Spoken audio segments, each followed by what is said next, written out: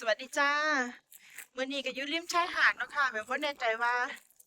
ทุกท่านจะได้ยินเสียงเหมียวบ่เนาะค่ะเพราะว่าลมแห้งๆเนาะค่ะจังใดก็ขออภัยเด้อค่ะเด้อถ้ามีเสียงลมบางคนเนาะค่ะเนาะเดี๋ยวเราจะพาไปเบิ่งซากเปลือกหอยนางรมอยู่ริมทะเลจ้างามๆจ้ามีหลากหลายลวดลายเนาะค่ะเนาะอ่ามีทั้งหอยนางรมญี่ปุ่นแล้วก็หอยนางรมของสวีเดนนะคะเปลือกหอยแครงบางหรือว่าเปลือกหอยกาบบางนะคะขอบคุณทุกท่านที่มารับชมรับติดตามค่ะแล้วก็หวังว่าจะได้รับแรงเชียร์แรงสนับสนุนและสวัสดีค่ะเจอกันใหม่คลิปหน้าจ้านี่จ้างามป่ะจ้าลวดลายแปลกตาค่ะถือว่าเป็นความงามของธรรมชาติเด้อจ้าเด้ออ่า ก็ขึ้นอยู่กับว่าแล้วแต่คนจะเลือกใส่ชีทแบบใดเนาะค่ะเนาะ